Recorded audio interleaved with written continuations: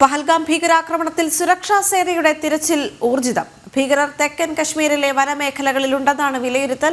തെക്കൻ കശ്മീർ കേന്ദ്രീകരിച്ച് ഇന്നും തിരച്ചിൽ തുടരുമെന്നറിയാൻ സാധിക്കുന്നുണ്ട്. അതേസമയം അതിർത്തിയിലെ പാക് പ്രകോപനം തുടരുകയാണ്. പഹൽഗാം അന്വേഷണത്തിൽ NIA സംഘം 50 പേരെ കൂടി കസ്റ്റഡിയിലെടുത്തു എന്നാണ് പുറത്തുവരുന്ന വിവരം.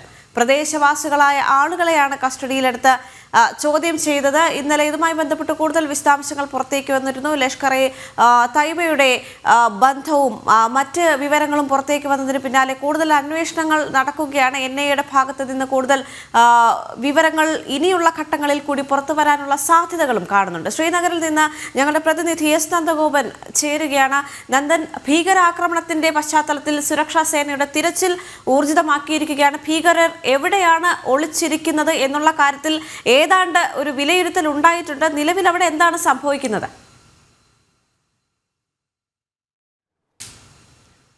ദേവിക, പെഹൽഗാമിലെ ബൈസരൻ വാലിയിൽ തീവ്രവാദികൾ 26 പേരുടെ ജീവൻ എടുത്തിട്ട് ഇന്നിപ്പോൾ 9 ദിവസമാകുന്നു. ഈ 9 ദിവസമായി തന്നെ ഈ ഭീകരവാദികൾക്കായിട്ടുള്ള തിരച്ചിലായിരുന്നു. ആദ്യഘട്ടത്തിൽ ഇവർ ആരാണ് എന്ന് തിരിച്ചറിയാൻ പറ്റിയിരുന്നില്ല. പിന്നെ മൊബൈൽ ഫോൺ ദൃശ്യങ്ങൾ അത് ശാസ്ത്രീയ പരിശോധനയ്ക്ക് വിധേയമാക്കിയാണ് ഈ ഭീകരവാദികൾ ആരാണ് എന്നുള്ള കാര്യം വ്യക്തമായത്. അതിനുശേഷം കൃത്യമായ രീതിയിലുള്ള പരിശോധനയാണ് നടന്നു വരുന്നത്. ഈ ഭീകരന്മാരുടെ ചൈനീസ് നിർമ്മിത നാവിഗേഷൻ എക്യുപ്മെൻറ്റ്സ്, ദിശാസൂചികകൾ ഒക്കെ തന്നെ ഇവരുടെ കയ്യിൽ ഉള്ളതിനാൽ തന്നെ ഇവരുടെ സഞ്ചാരപാത കണ്ടുപിടിക്കുന്നത് വളരെ ശ്രമകരമായ ഒരു ദൗത്യമായിരുന്നു. ഏതായാലും ഇവരെ ട്രേസ് ചെയ്യാൻ കഴിഞ്ഞിട്ടുണ്ട്. ഇവരെ തെക്കൻ കാശ്മീരിലെ കുൽഗാം മലനിരകളിൽ തന്നെ ഉണ്ട് എന്നുള്ളതാണ്. ഇന്നലെയും ഈ കുൽഗാം മലനിരകൾ കേന്ദ്രീകരിച്ച് തെരച്ചിൽ നടത്തിയിരുന്നു. ഇന്നിപ്പോൾ വീണ്ടും ഈ തെരച്ചിൽ നടപടികൾ രാവിലെ തന്നെ പുനരാരംഭിച്ചിട്ടുണ്ട്. ഈ വെളിച്ചം വലിയ പ്രശ്നമായതിനാൽ തന്നെ രാത്രിയിൽ അത്തരം തെരച്ചിൽ നടപടികൾ ഒഴിവാക്കാറുണ്ട്. മാത്രമല്ല ഈ ഭീകരർ ഒരുപക്ഷെ വീണ്ടും കടന്നാക്രമിക്കുവാനുള്ള സാധ്യതകൾ കണക്കിലെടുത്തുകൊണ്ടാണ് രാത്രിയിലുള്ള ഓപ്പറേഷനുകൾ പരമാവധി ഒഴിവാക്കുന്നത്. അതേസമയം ഇപ്പോൾ രാവിലെ വീണ്ടും തിരച്ചിൽ പുനരാരംഭിച്ചിട്ടുണ്ട്. ഈ കുൽഗാം മലനിരകളിൽ ഇവരുണ്ട് എന്നുള്ളത് തന്നെയാണ്. കഴിഞ്ഞ ദിവസം ഈ കുൽഗാം മലനിരകൾ പൂർണ്ണമായും വളഞ്ഞുകൊണ്ടുള്ള സെർച്ചിങ് ഓപ്പറേഷനുകൾ ആരംഭിച്ചായിരുന്നു. ഏതാണ്ട് 30 കിലോമീറ്റർ ചുറ്റളവിലായി കിടക്കുന്നതാണ് ഈ കുൽഗാം മലനിരകൾ. അതുകൊണ്ട് തന്നെ പെട്ടെന്ന് അങ്ങനെ കണ്ടെത്തുക അതൊരു പ്രയാസകരമായ കാര്യമാണ്. ഏതായാലും അത്തരം നടപടികൾ ഇപ്പോഴും തുടരുകയാണ് എന്നുള്ളതാണ്. ഭീകരരെ ഉടൻ തന്നെ പിടികൂടാൻ സാധിക്കുമെന്നുള്ളതാണ് സുരക്ഷാ വൃത്തങ്ങൾ വ്യക്തമാക്കുന്നത്. പ്രത്യേകിച്ച് അവരെ ജീവനോടുകൂടി തന്നെ പിടികൂടണമെന്നുള്ള നിർദ്ദേശം ഡൽഹിയിൽ നിന്നുമുണ്ട്. അതുകൊണ്ട് തന്നെയാണ് ഈ കഴിഞ്ഞ ഒരു 3-4 ദിവസം മുമ്പ് അവരെ ഈ ഭീകരവാദികളുമായി നേരിട്ട് ഈ പ്രത്യേക ദൗത്യസംഘം വരെ ഏറ്റുമുട്ടൽ നടത്തുകയും അവരെ വധിക്കാതെ വിടുകയും ചെയ്തത് അതുകൊണ്ട് തന്നെയാണ്. ഏതായാലും ഭീകരരെ ജീവനോടുകൂടി തന്നെ പിടികൂടാൻ സാധിക്കുമെന്നുള്ളത് തന്നെയാണ് ഈ ദൗത്യസംഘം. അതിനായിട്ടുള്ള ശ്രമകരമായ ഒരു ദൗത്യത്തിലേക്കാണ് ഈ പ്രത്യേക സംഘം കടന്നിരിക്കുന്നത്.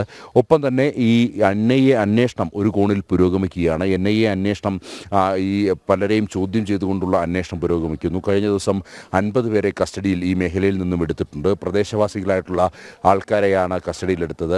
ഈ ഭീകരവാദികൾക്ക് ഏതെങ്കിലും തരത്തിലുള്ള സഹായം ചെയ്ത് നൽകിയിട്ടുണ്ടോ എന്നുള്ളത് അടക്കം അന്വേഷിക്കുന്നതിൻ്റെ ഭാഗമായാണ് NIA ഇത്തരം ഈ 50-ലധികം ആൾക്കാരെ കസ്റ്റഡിയിലെടുത്ത് ചോദ്യം ചെയ്തു വരുന്നത്. ഇതുവരെയായിട്ടും ഏതാണ്ട് 600-ലധികം ആൾക്കാരെ NIAയുടെ സംഘം ചോദ്യം ചെയ്തു കഴിഞ്ഞു. NIAയുടെ പ്രത്യേക അന്വേഷണ സംഘത്തിൽ ഒരു IG-യും DIG-യും അതേപോലെ തന്നെ ഒരു SP-യും ഉൾപ്പെട്ട സംഘമാണ് ഉള്ളത്. അത് ഇവർ പ്രത്യേക സംഘങ്ങളായി തിരിഞ്ഞുകൊണ്ടാണ് ഈ ചോദ്യം ചെയ്യൽ നടപടികളൊക്കെ തന്നെ പുരോഗമിക്കുന്നത്. ഒപ്പം തന്നെ ഈ അതിർത്തി മേഖലയിൽ BSF-ൻ്റെ ഭാഗത്തുനിന്നും ഈ തിരിച്ചടി പാകിസ്ഥാനുള്ള തിരിച്ചടി തുടരുകയാണ്. കാര്യം കൃത്യമായി പാകിസ്ഥാൻ ഇത്തരം പ്രകോപനപരമായ നിലപാട് അല്ലെങ്കിൽ പ്രകോപനപരമായി ഈ വെടിനിർത്തൽ കരാർ ലംഘിച്ചുകൊണ്ട് അതിർത്തി മേഖലയിലേക്ക് നിരന്തരം ഇത്തരത്തിൽ വെടിയുതിർക്കുന്ന സാഹചര്യം ഉണ്ടായിരുന്നു. ശക്തമായി തന്നെയാണ് BSF-ഉം തിരിച്ചടിച്ചുകൊണ്ടിരിക്കുന്നത്. ഏതായാലും അതിർത്തിയിൽ ഇപ്പോഴും ഒരു സംഘർഷഭരിതമായ അവസ്ഥയാണ് നിലനിൽക്കുന്നത്. അതിനിടയിലാണ് പാകിസ്ഥാൻ എയർ സ്പേസ് അടച്ച് ശക്തമായ മറുപടി ഭാരതം നൽകിയിരിക്കുന്നത്. പാകിസ്ഥാൻ രജിസ്റ്റർ ചെയ്ത എയർക്രാഫ്റ്റുകൾ അതേപോലെ തന്നെ പാകിസ്ഥാനികളുടെ ഓണർഷിപ്പിലുള്ള എയർക്രാഫ്റ്റുകളൊന്നും ഇന്ത്യൻ എയർ സ്പേസിലൂടെ കടന്നു പോകരുതെന്നുള്ള നിർദ്ദേശമാണ് നൽകിയിരിക്കുന്നത്. ഇങ്ങനെ നയതന്ത്രപരമായി ഭാരതം തിരിച്ചടിക്കുന്നതിനൊപ്പം പാകിസ്ഥാൻ്റെ പങ്ക് വ്യക്തമാക്കുവാൻ ഉതകുന്ന തെളിവുകൾ ശേഖരിക്കുന്ന നടപടികൾ ഭാരതത്തിൻ്റെ ഭാഗത്തുനിന്നും പുരോഗമിക്കുകയാണ്. ദേവിക. ശരി നന്ദൻ, കഴിഞ്ഞ ദിവസം ഭീകരാക്രമണം നടന്ന ഇടത്ത് ഈ ആക്രമണം പുനരാവിഷ്കരിച്ചുകൊണ്ടെല്ലാമുള്ള പരിശോധനകൾ നടന്നിട്ടുണ്ടായിരുന്നു. ഇന്നും അത്തരത്തിലുള്ള പരിശോധനകൾ കൂടുതലായി നടക്കാനുള്ള സാധ്യതയാണ് കാണുന്നത്, അല്ലേ? NIA സംഘം ഈ പെഹൽഗാമിലെ ബൈസരൻ വാലിയിൽ തന്നെയുണ്ട്. അവരവിടെ ക്യാമ്പ് ചെയ്തുകൊണ്ടുള്ള അന്വേഷണമാണ് നടക്കുന്നത്. എല്ലാ ദിവസവും ഇത്തരത്തിലുള്ള അന്വേഷണത്തിൻ്റെ ഭാഗമായിട്ടുള്ള നടപടിക്രമങ്ങൾ നടക്കുകയാണ്.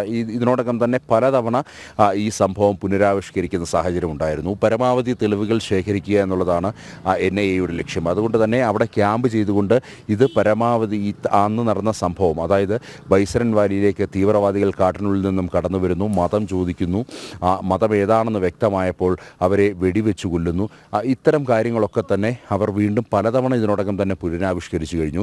മാത്രമല്ല 3D മാപ്പിംഗ് അടക്കമുള്ള കാര്യങ്ങൾ കഴിഞ്ഞ ദിവസവും ഉണ്ടായിരുന്നു.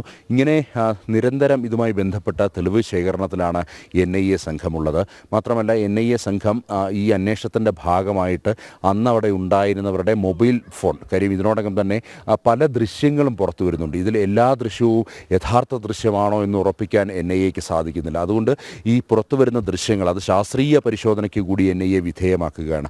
ആദ്യഘട്ടത്തിൽ ഏതാനും ദൃശ്യങ്ങൾ മാത്രം, അതായത് അവിടെ ഉണ്ടായിരുന്ന ചില വ്യക്തികളെടുത്ത് ഏതാനും ചില ദൃശ്യങ്ങൾ മാത്രമായിരുന്നു പുറത്തു വന്നിരുന്നെങ്കിൽ ഇപ്പോഴങ്ങനെയല്ല. നിരന്തരം ഈ സാമൂഹ്യ മാധ്യമങ്ങൾ വഴി ഈ പെഹൽഗാം ഭീകരാക്രമണവുമായി ബന്ധപ്പെട്ട ദൃശ്യങ്ങൾ പുറത്തു വരുന്നുണ്ട്. ആ ദൃശ്യങ്ങൾ ശാസ്ത്രീയ പരിശോധനയ്ക്ക് വിധേയമാക്കേണ്ടതുണ്ട്. എന്നാൽ മാത്രമേ ഇത് യഥാർത്ഥ ദൃശ്യങ്ങളാണോ തുടങ്ങിയ കാര്യങ്ങൾ വ്യക്തമാകൂ. അങ്ങനെ യഥാർത്ഥ ദൃശ്യങ്ങളാണെന്നുണ്ടെങ്കിൽ അത് കൃത്യമായി തന്നെ അത് വീണ്ടും പരിശോധിക്കേണ്ടിയിരിക്കുന്നു. ആ ദൃശ്യത്തിൽ എന്താണ് ആ സംഭവങ്ങളൊക്കെ വീണ്ടും അത് ഒന്നുകൂടെ അനലൈസ് ചെയ്യേണ്ട ഒരു സാഹചര്യമുണ്ട് NIAക്ക്. അതുകൊണ്ട് തന്നെ ഇത്തരം ദൃശ്യങ്ങൾ പരിശോധിക്കുന്നു. രാജ്യത്തിൻ്റെ വിവിധ ഭാഗങ്ങളിൽ നിന്നുമുള്ളവർ അന്ന് ഈ പെഹൽഗാമിലെ ബൈസരൻ വാലിയിൽ ഉണ്ടായിരുന്നു. ഇവരുടെ പക്കൽ ഏതാനും ചിലരുടെ പക്കലൊക്കെ തന്നെ ഇത്തരം ദൃശ്യങ്ങളുണ്ട്. അതെല്ലാം NIA അതാത് യൂണിറ്റുകൾ ആ സംസ്ഥാനത്തുള്ള യൂണിറ്റുകൾ കളക്ട് ചെയ്ത് ഈ അന്വേഷണ സംഘത്തിന് കൈമാറുന്നു എന്നുള്ളതാണ്. മാത്രമല്ല ഈ അന്വേഷണത്തിൻ്റെ ഭാഗമായി അത്തരം ആൾക്കാരെ അന്ന് പെഹൽഗാമിലെ ഈ ബൈസരൻ വാലിയിൽ ഉണ്ടായിരുന്ന ആൾക്കാരെ നേരിട്ട് കണ്ട് അവരുടെ സംസ്ഥാനങ്ങളിലേക്ക് എത്തി നേരിട്ട് കണ്ട് ചോദ്യം ചെയ്യുവാനും ആണ് NIA തയ്യാറെടുക്കുന്നത്. ഇതിനോടകം തന്നെ അങ്ങനെ പല മേഖലകളിലും എത്തി NIAയുടെ ചോദ്യം ചെയ്യൽ നടപടികൾ കഴിഞ്ഞിരിക്കുന്നു. അങ്ങനെ ആ നടപടികളും തുടരുകയാണ്. അന്വേഷണത്തിൽ കാര്യമായ പുരോഗതി ഉണ്ട് എന്നുള്ളത് തന്നെയാണ് ഈ NIAയുടെ പ്രത്യേക അന്വേഷണ സംഘം വിലയിരുത്തുന്നത്. ദേവിക.